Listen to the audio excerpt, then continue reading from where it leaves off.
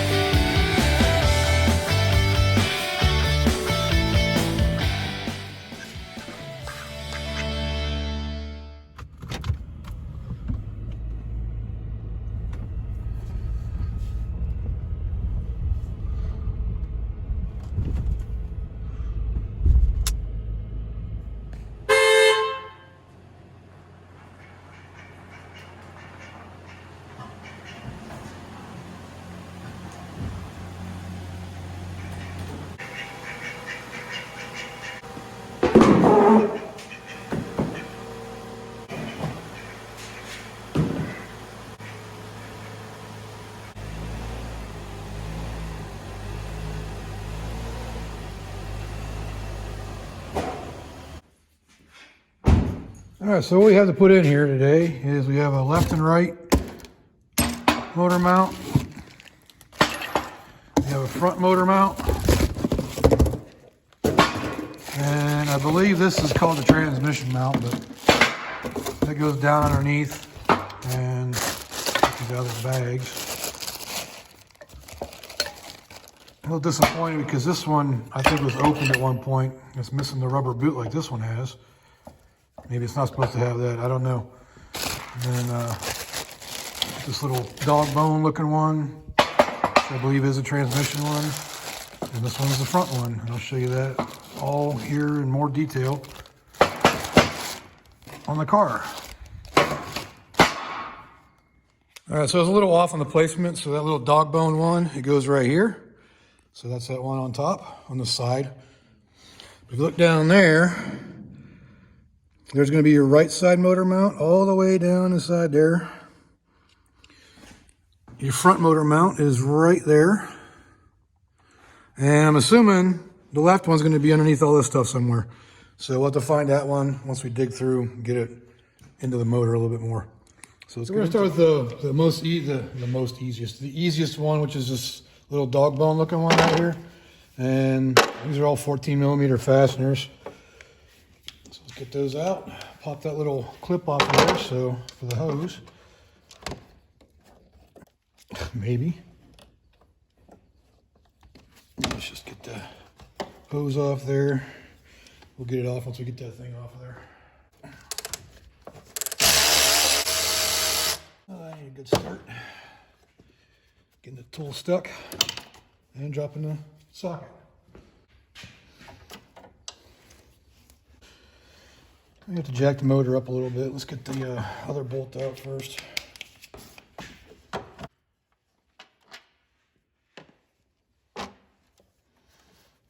Yep, let's jack it up a little bit.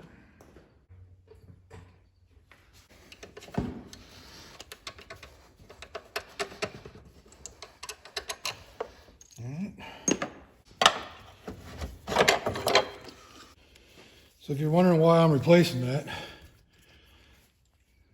that's the reason why. Look how I can actually pull that middle section out. I gotta replace these, or put these rubber pieces back on there that came off of there. Slide a new one back in. I always try to start the threads by hand before I can put an impactor or any kind of tool on it. Yes, this bolt definitely isn't lining up at all. It's about an inch ahead, so it needs to be pushed back. Or pulled forward. The motor needs to be pulled forward. All right, we're gonna leave that loose for now. So the other one's loosened up, then we should be able to move that in a lot easier. But yeah, that's a good inch off. Show you how broken it was. So the main reason I noticed this was bad was basically you put it in gear and you can feel it shake real bad. It'll pop and jump. And I noticed that one a while ago. So I figured I just might as well replace them all. It come in a kit of all 4 of them. So might as well. All right, for the next mounts, I'm gonna have to get that one that's way down in there. So I'm gonna go ahead and remove all this intake and air box and everything from the car so I can get to that side. And then everything's gonna be pretty much done from underneath except for the upper bolts on these mounts. So let's get to work. I'm gonna take this all apart and maybe time lapse it or just skip to the good part. We'll see.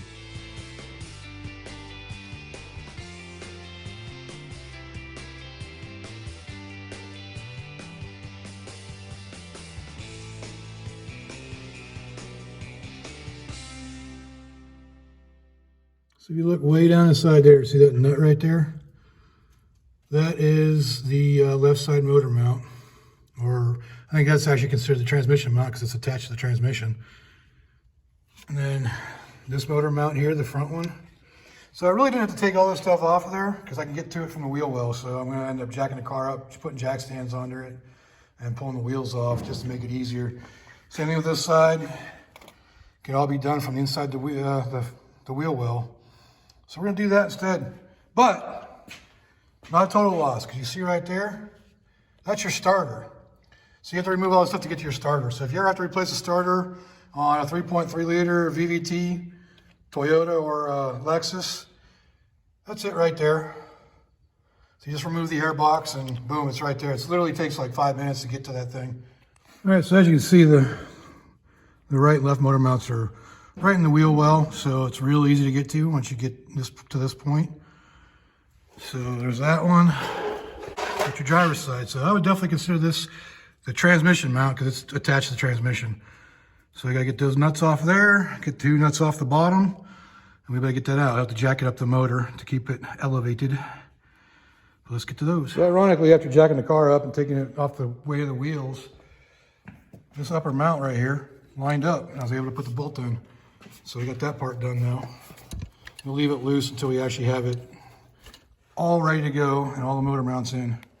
All right, so first thing we're gonna do is gonna loosen this top bolt or nut to 19 millimeter. And if it didn't seem like it's tight, it's because I already loosened it earlier. So get that off there. We got the ratcheting wrench and put it on the right direction. All right, so there's that one. Now I gotta get underneath there and get the bottom.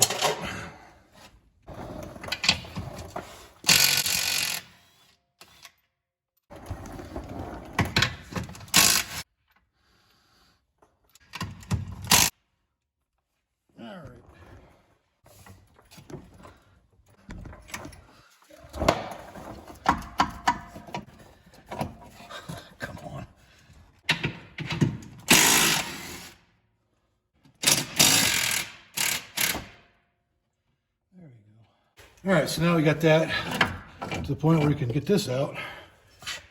So that's one. So now you can come over here and compare to see which one we need to replace it with. And it looks like a good candidate. It all matches up. It's different than that one. So let's get this one put in. All right, so that's just a reverse procedure as I knock you guys around.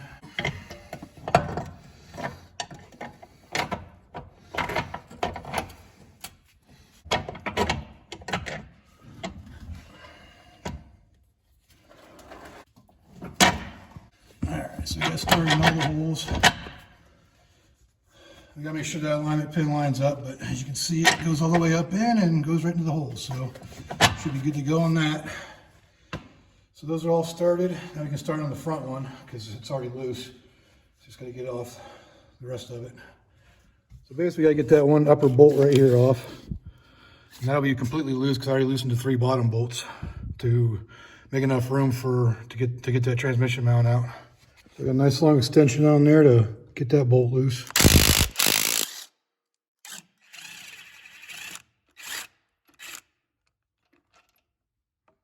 That's actually a bolt. Wow. See? Bolt. So this front motor mount, there's no way I can get it out from the bottom. So I'm gonna have to remove the exhaust manifold. Shouldn't be too hard. I think it's like 6 bolts and 2 bolts down the flange. I need to take a look at that anyways because I'm getting a catalyst inefficiency code every now and then. So we're gonna check that out too while we're in there. So time to pull the exhaust manifold. This thing has some kind of vacuum thing too, so I don't know if it's some kind of special, I don't know, engine cushioning vacuum airbag thing, but I have to do some research on that and get back to you on what that is for. All right, so the lower motor mount's gonna have to wait because my wife's gotta work on Monday and the exhaust manifold gasket won't be here till Tuesday. So I can't take the car down for that long, so I'm gonna leave that in there. But we got that side done now. We just gotta tighten the bolts down. We got this wishbone, or this dog bone one done. Just gotta tighten bolts down. And then we gotta do this passenger side one, so we'll do that next. All right, let's get this passenger side one out. This one's on there tight. Trying to hit you guys as I get it. If I can get the pop off, god dang. Move you guys back a little bit. Oh, there it goes. All right, bring it back in.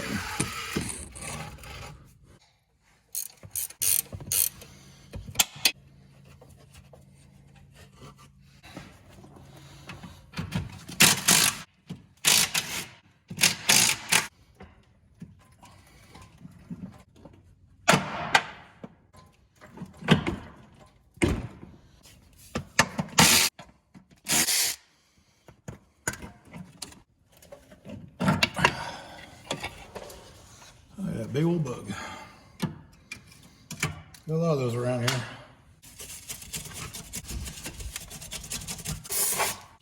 So I'm putting the old cover back on this, so that way it at least has the dust cover too.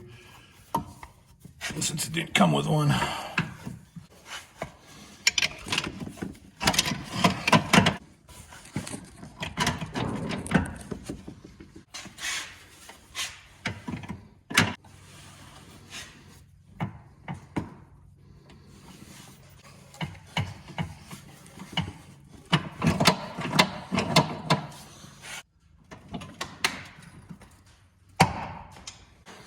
You guys are blind.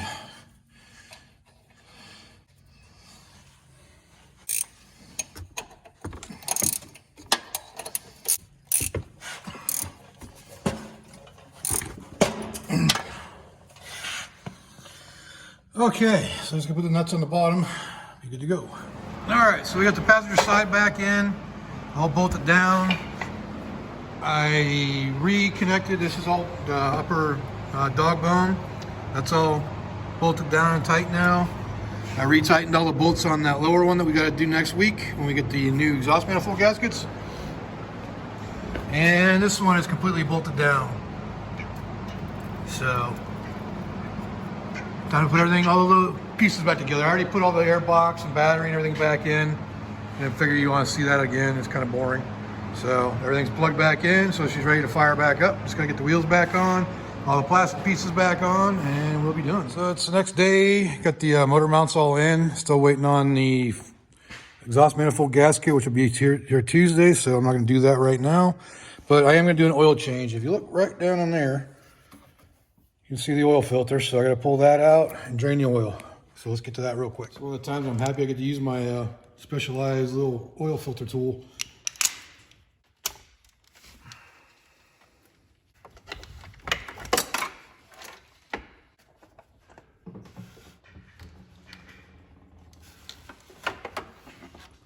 One thing I've never understood about manufacturers is putting a filter upside down. So when you pull it out, it's always going to spill oil everywhere. However, if we look down inside there, they at least thought ahead, sort of. And they put a little channel, little thing that actually guides it into a channel there. And allows it to drip down there, but it still hits the subframe down there. But yeah, so it's got a little pocket that catches it. Not too bad, I guess. All right, so let's try. I'm not sure if y'all do this or not, but I like to do it. I put the date of the last oil change and the mileage on the filter itself. So we had 223, 584, and April 14th this year. So see what our mileage is. Our mileage right now is 228,082.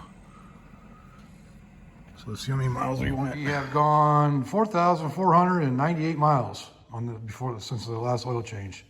So let's get this oil filter back up in there and get the oil drained out. So I know you all heard it a million times, but one of the main things you want to check for is make sure that O-ring, that gasket on your oil filter, didn't get stuck to the block. So, you know, make sure that you check that, because if that's still on there and you put it on there, it's going to leak, just so you know. I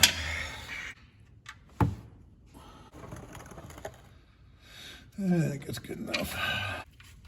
Did you stop?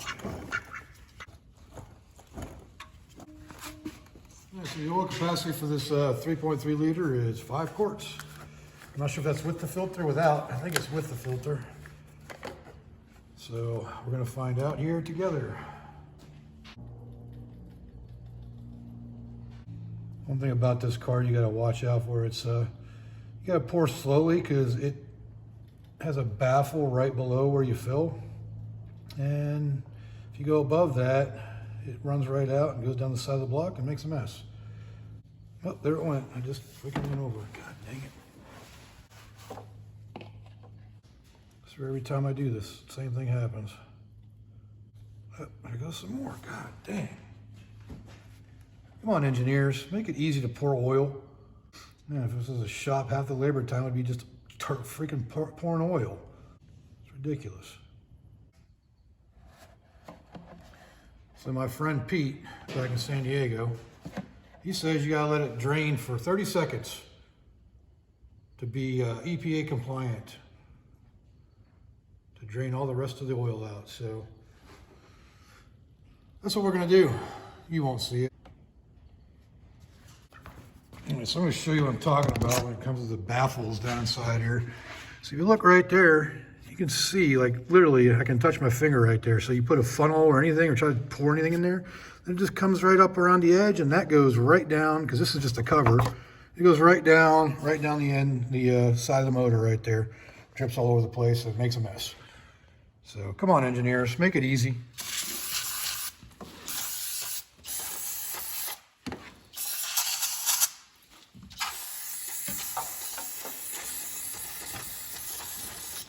Right clean, always.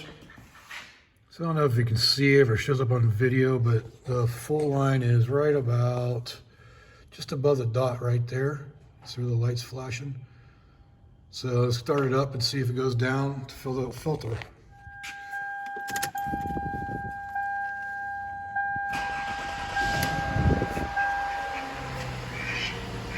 Just let it run for a few seconds. Get the oil circulating. Shut her down. Let's check the oil again. Let it run down for a little bit first. All right, we'll check it again. Always wipe it off once first before I check it finally. Let it down, sit down there for a second. And as you can see, it is right there. Just a little bit above high, or the full. But this thing's hard to read, so you can flip it over and it reads perfect. So it depends on which side you look at, but there, it's dead on, right there. Good to go. All right, that takes care of the engine mount install on the Lexus, except for that front one we gotta do once we get the exhaust manifold gasket. So if you like this video, leave a like down there, leave a comment, let me know what I can do better, and subscribe. We also did a tire rotation on the car. We bought these tires back in July of last year in 2022. So they definitely needed a rotation as well. So I did that while the car was up, and we did that little oil change real quick. So again, thanks for watching. I appreciate you all watching and enjoying my videos. And like I said, leave me a comment. Let me know what I can do better. And until next time, I'll see y'all later. So I almost forgot the most important thing about doing your oil change. That's making sure the oil cap is facing the right direction. You always want to be able to read it.